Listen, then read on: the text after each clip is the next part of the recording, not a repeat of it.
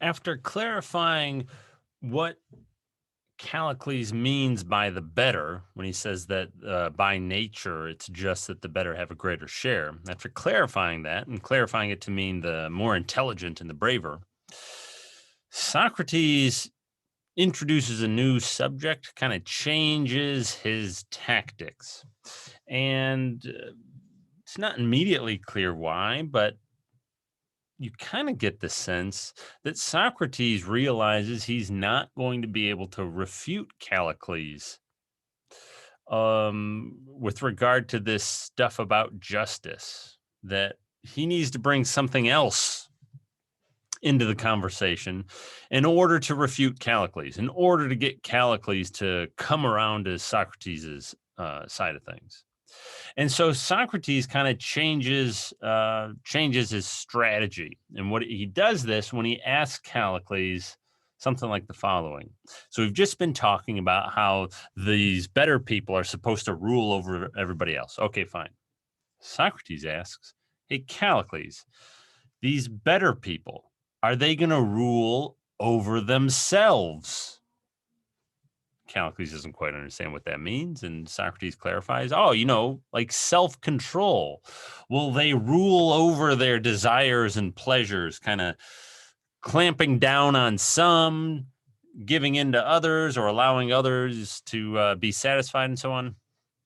Or will they just free reign? That prompts Callicles to give his own account of the good life, in which he talks about pleasure at length. And so that's what we're going to look at right now. And this initiates this next part of the dialogue. And when Socrates turns to refuting Callicles, really what he's going to be refuting is what Callicles goes on to talk about now. He's not really going to bring in, or Socrates is not really going to refute all that stuff about natural justice. He's not going to refute all that stuff about philosophy. He's really going to focus on Callicles' view of what the good life is.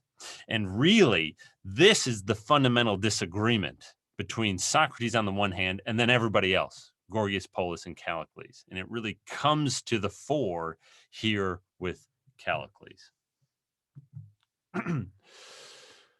So Callicles goes on at length about the relationship between the good and the good life and pleasure. Callicles puts forward a theory that philosophers call hedonism, and it comes from the Greek word for pleasure. Hedon, or hedus is actually a Greek word, but hedonism is derived from the word for pleasure. Hedonism is, in philosophy circles, at least, hedonism is a philosophical position which claims that all pleasure is good and only pleasure is good. And so other things like money that you might think of as good, a hedonist would say, yeah, no. Money is good in a sense, but it's really only good because it gets you pleasure. The goodness of something like money is derived from the link between money and then pleasure, right? You use money to go to the movies or whatever, and that's pleasant and you get the pleasure. And okay, so money is good kind of derivatively. Everything else that is good, a hedonist would say, is good derivatively from pleasure. Pleasure is the only thing that is fundamentally in its own right good. That's hedonism. Callicles is a hedonist, right? And so from Socrates' question, will, these better people, will they rule over themselves? Callicles says no, because pleasure is the only thing that's good. All and only pleasure is good. And so Callicles says, no, they will not have self-control. They will pursue pleasure, and they will experience the greatest pleasures, and they will have the greatest desires, and they will satisfy them because they're brave and intelligent. They're brave enough to go to magnify these desires, to make them, to enlarge them, and then to go satisfy them, to do what it needs to be done to satisfy them. And so in Callicles' view, to live a good life is to experience pleasure, right? To live a good life. So Socrates and Callicles, they kind of put forward this more general claim. Living a good life is simply a matter of having the good things. seems plausible enough. Now, Callicles says, look, the good things, pleasure, all and only pleasure. And so to live a good life, simply to experience a lot of pleasure over the course of your life. That's the hedonism. They then go on to talk about the nature of pleasure. And this is going to be important. This gets kind of technical, but this is going to be important because it helps elucidate what exactly Callicles is getting at. So they go on at some length about how pleasure arises from the filling of a desire. And a very helpful example to use is like drinking when you're thirsty or eating when you're hungry, right? So the desire for food, call that hunger. Now, what Socrates is going to say is, look, there are two states you could be in concerning this or any other desire you like. You could either kind of not have it, right? The desire is not in you, and so you have no desire for food, or you could have it, right? And so you desire food and you're in a bit of pain. What Socrates points out is that our desire in general, is painful. Might not be the worst pain you've ever experienced, but if you're hungry, that's a kind of pain, right? And so when you're not hungry, you don't have any pain. When you're hungry, you have some pain. Pleasure arises from the transition from that second state to that first state. When you're hungry and you're eating, and so satisfying your hunger and getting to the state where you're not hungry, that's where pleasure arises. Pleasure arises from the satisfying of a desire. That's the idea. And that's kind of, kind of obvious, you might think. Socrates is going to use this fact and the kind of details of this account of the nature of pleasure in an attempt at refuting Callicles later on. They're called the simultaneity arguments. We'll talk about them very briefly later. Right? So in the example, pleasure arises from the eating of food when one is hungry. So pleasure then is simply satisfying desires. You have a desire and you go about satisfying it. That's pleasure. Another way of putting that very same point, and this is not the terminology that Callicles tends to use. That's why I want to emphasize it here. That's why we went through this stuff, right? Your desires, satisfying your desires, that's just doing what you want, right? You want something, you desire something. When you're satisfying your desires, you're doing what you want. So when you're hungry, you want to eat food. And when you go eat food, that's when you get pleasure, right? Pleasure is just doing what you want.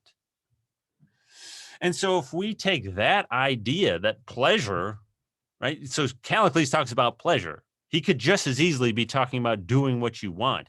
Everywhere that you see Callicles talk about pleasure, you could substitute doing what you want, right? And the fact that he conceives of pleasure along these lines, pleasure arises from the feeling of desire and hunger and all that stuff, right? Indicates as much. Go back up top then, right? Callicles, the way Callicles states his position, living a good life is to experience a lot of pleasure. That's how you live a good life. You do it by experiencing pleasure. Well, another way that you could put that point, given what we've seen about the nature of pleasure, living a good life consists in doing what you want. That's what Callicles is saying. To live a good life is to do what you want. And this idea, so you don't find people today, or it's maybe not entirely common, I don't know, saying, yeah, I just want pleasure. I'm going to do everything for pleasure. You might think that person's a little weird. But living your life with a view to doing what you want, that's not weird at all. In fact, that just seems, you might even think that's obvious. What else would you do? What else could you possibly devote your life to? Of course, to live a good life is to live a life in which you can, do what you want, or other ways that we might put that, pursue your passions, do what, do what you really want to do. I don't know, right? There are other ways of putting the point, I suppose. That ideal, that view of what a good life looks like is very much the ideal that we have today. And I can't stress that enough. I mean, this is a particular view that someone might have. I think it's so obvious to so many of us today, or so many of us just take this as true without any thought, that it's hard to even see that this is a position, that it's a position that other people might not have, right? And so Callicles is really a representative of this position, that living a good life consists in doing what you want. And then rhetoric falls into place, right? You do rhetoric because that's how you get to do what you want. Today, yeah, living a good life consists of doing what you want. So go to college and get a job where you can get a lot of money, right? It's the same idea. The idea that we have today is the exact same idea that Callicles had, just in a different context. Socrates identifies this as the heart of the disagreement. Socrates thinks this is false, and dangerously so. Living a good life does not consist in doing what you want. And if you think something like that, you are very likely to be led astray and, in fact, to live a poor, bad life.